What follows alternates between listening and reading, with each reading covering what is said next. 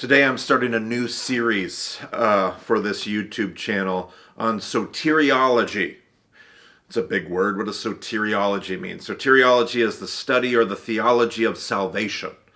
It can cover everything from how a person is saved to what does salvation mean. Basically anything about salvation is essentially the study of soteriology. So this video is kind of the introduction and the setup to what will probably be 4 more videos. So 5 videos in total for this series.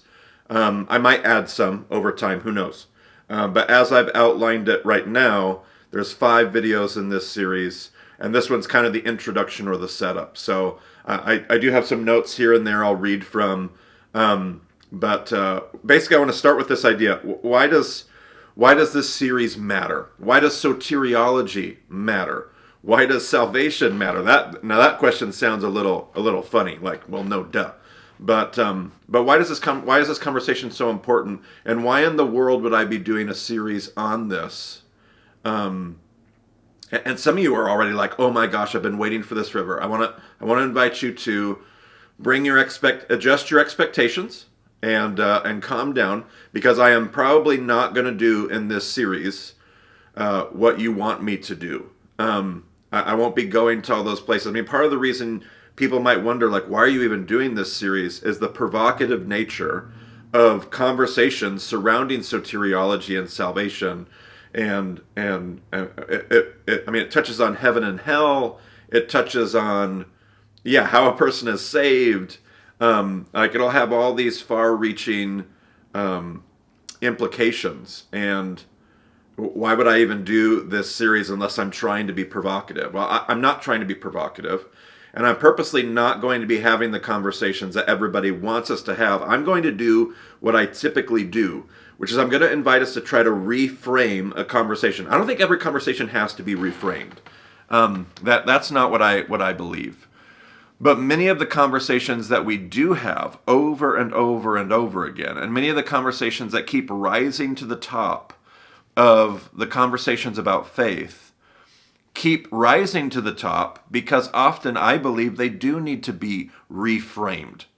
And part of the way that we can have a better conversation, it's not that they're bad conversations or that we shouldn't have them or we should avoid them, not at all. But it's that if we reframe that conversation, we can end up having a better conversation. We can end up asking better questions and maybe even getting some better answers or some better directions to look and to walk. And so that's what I'm going to try to do in this series. I'm not going to answer all those provocative questions about how is a person saved. And I want to reframe the conversation so that those questions aren't polluting a better theological conversation that the scriptures are inviting us to have. I want to examine where some of those ideas come from. So I want to start with this question of why does this matter? This series matters. I'll start with this. I don't know if it's the most important, but I'll start here. Because these questions don't stop coming in. All of my inboxes are filled with these questions. If you're somebody, by the way, who's stumbled across my YouTube channel, and this is your experience of me, it's probably a little disconnected and weird, because my YouTube channel is in a lot of ways kind of supplementary material. It's a supplement to a larger body of work that I'm probably more like well known for, which is our podcast, known as the Bema podcast, and there'll be a link to that in the description. But that's the body of work. That's the actual exegetical body of work. We walk through the entire scriptures from Genesis to Revelation. We do church history, and we've been doing stuff for the last few years to just do some deeper dives. But that's the body of work that kind of that this is really anchored to. And so if you're making these wide sweeping judgments about me just from my YouTube content alone, it may get to be a little funny. So when I say that these emails don't stop coming in, that's where they're coming from. The larger Bema community, the larger discussion, the Slack workspace, the email inboxes, the social media platforms, almost daily, weekly for sure. Just consider that. Like almost daily, absolutely weekly, the questions and the conversations revolve around, okay, Marty, But I need you to talk about salvation because I love all this Jewish stuff and I love the conversation about the text and justification and mixat ma'aseh haTorah and doing all that. That's great. But what about like how? But how am I saved? Marty, what happens when I die? Like everything keeps coming back to that, which is what leads me to my next statement about why this matters. Why does this matter? Because what we believe about how the story ends, what we believe about where this is all headed, what we believe about what happens after we die, however you want to frame that, what we believe about the end has probably a larger impact than anything else does about how we live in the now. Where we think this story is headed at the end of my life or at the end of the world or however we want to frame that, where we think this is ending impacts how I'm living now. It impacts, like, listen, the reason why everything keeps coming back to this question in all the email inboxes and Slack workspaces is because ultimately, if this is about everybody's lost and you need to be saved in order to go to heaven when you die, if this is about everybody is eternally lost, and unless you're saved, like whatever, hell or annihilation or I don't know what, like if that's where this is all, then ultimately nothing else matters except for that question. And this is very true, and most evangelical theology is not trying to hide that. They're actually very unashamed about that, but that presents some theological quandaries, if not problems, presents some philosophical problems for me, and it leads, ultimately this leads to some ethical conversations. Because we justify in the evangelical world, we have justified often an awful lot of ugly stuff because of our soteriology. Because ultimately, if this is about getting people to heaven, if that's what matters the most, well then I can do all kinds of things because what ultimately matters is that these people go to heaven. And we use that reasoning a lot. And if that doesn't raise a whole set of issues and problems and make alarms go off, I think we need to keep just considering that. That's why this stuff matters. It also matters because just on a personal level, like that was kind of an institutional, like social level, how we've organized ourselves as a faith community. But just on individual levels, on a personal level, somebody wrote in the other day for one of our, well, they just sent in an email, and we talked about it on one of our live streams.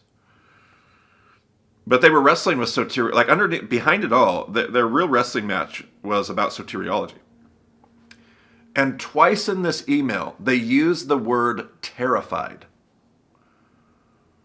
At one point towards the end of the email, they said, "I'm terrified, and I don't use that word lightly." So this wasn't just them being dramatic or just using that word without thinking about it. They said, "I'm thinking about that word, and that's the word I'm choosing because it's the right word."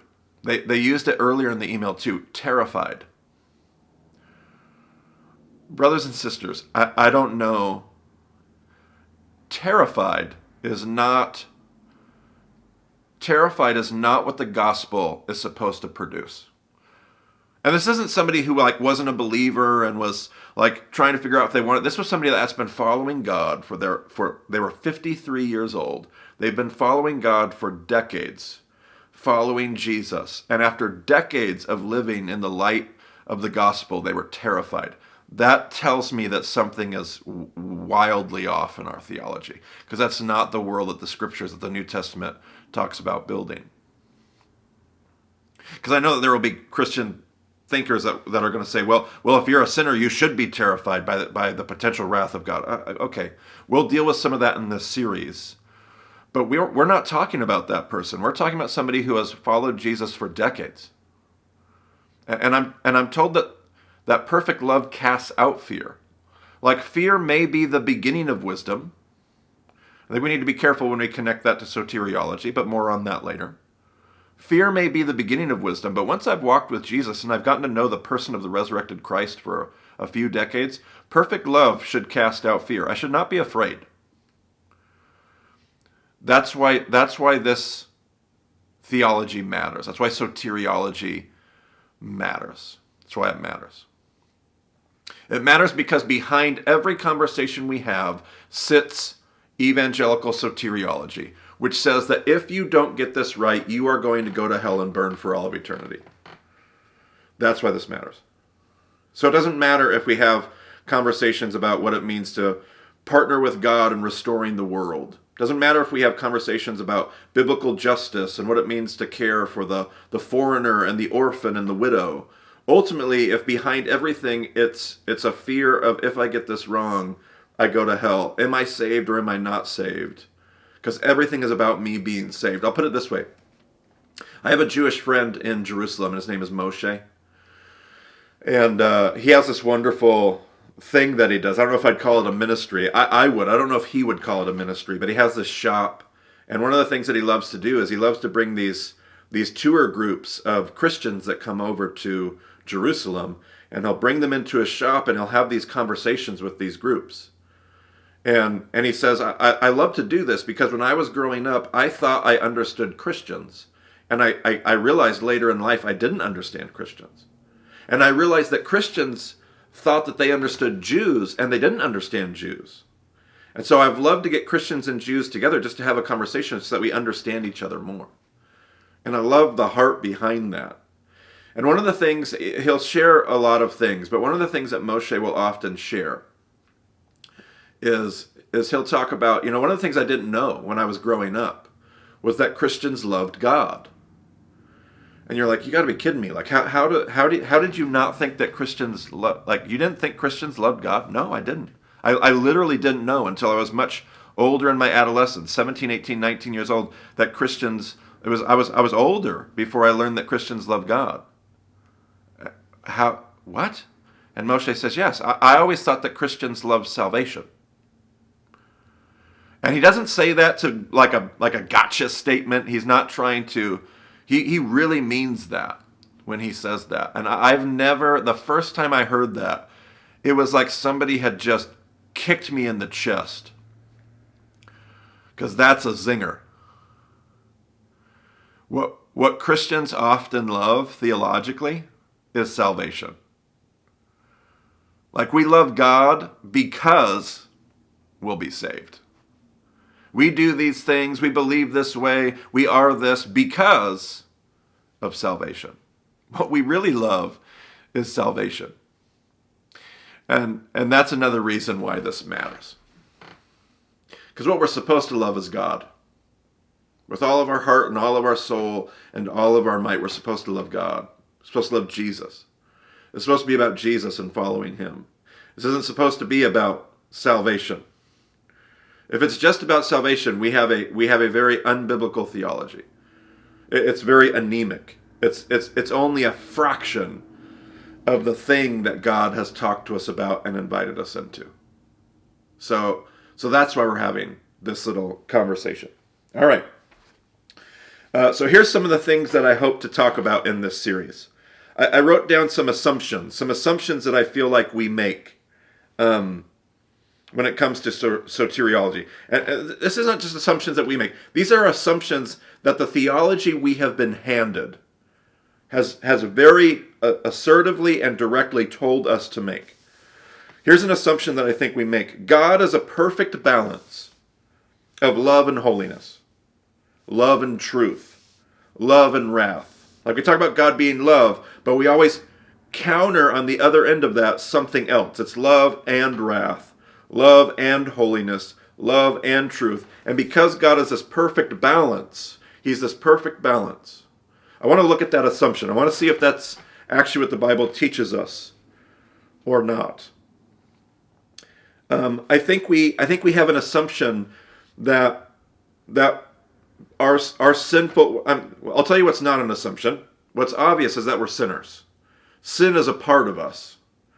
We can talk about what that theology has done, but there's no doubt that we are sinners, that we sin, that we rebel, that we stand against God daily, weekly, we are not perfect. Like that, there's no doubt about that. But I think theologically, we have a theological assumption that that part of us, that sinful part of us, we use words like sinful nature, but that our sin separates us from God. And I know that you immediately have proof texts. Yeah, Marty, because that's what the Bible says. The Bible says, everyone has sinned and fallen short of the glory of God. For the wages of sin is death. We quote Isaiah, that our sin has separated us from God. So we have these proof texts. I want to ask us to be careful about just immediately proof texting a theological idea and make sure that those passages that we're referencing are actually making that larger case that we make.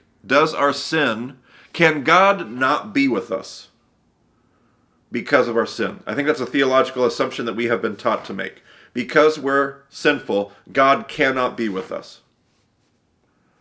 Do the scriptures teach that? I want to examine that.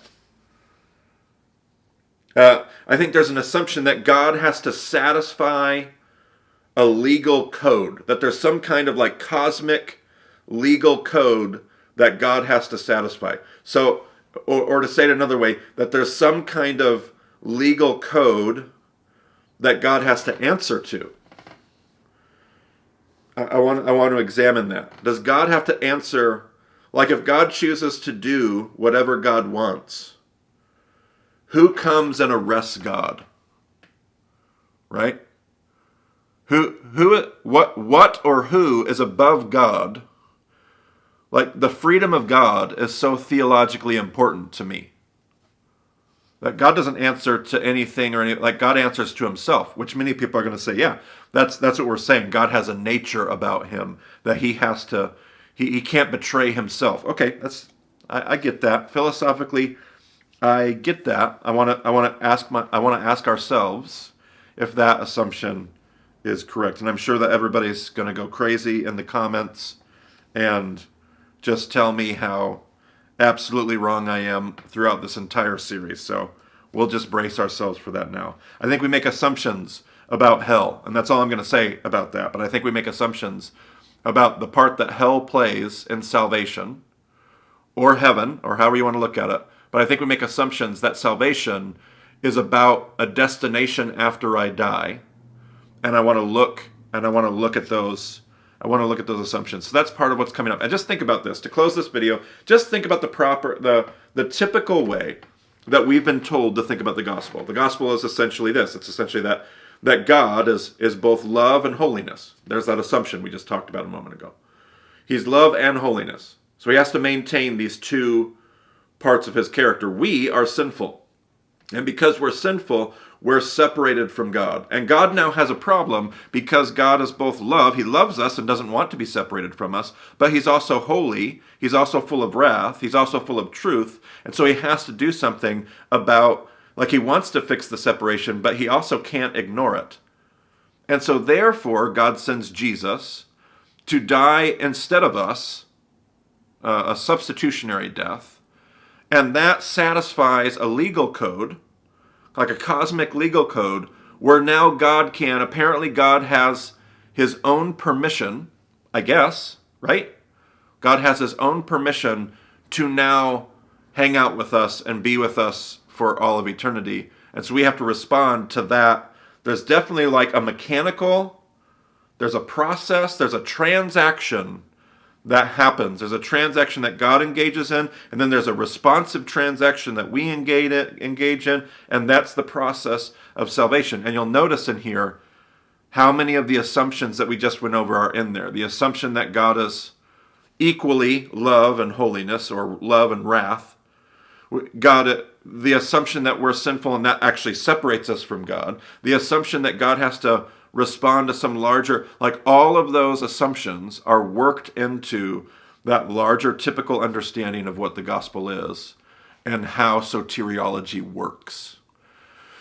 So we'll take some time to kind of look at some of those assumptions in this series and maybe just reframe it. And my goal here is not to say that all those assumptions are wrong, bankrupt, and need to be completely rejected. I will often be suggesting that those assumptions are short-sighted, incomplete, and theologically anemic. That would be maybe a more accurate way of saying that. So is there a bigger conversation or a better perspective or a reframing that enables us to have a healthier, more biblically robust, and maybe more biblically accurate, at least to the world of the Bible, view of soteriology? So if this was way too nerdy, I apologize. If you're excited, I think I am too. I'm also super nervous. And we'll see where the next conversations go. But thanks for joining me, and I look forward to our next conversations. Talk to you then.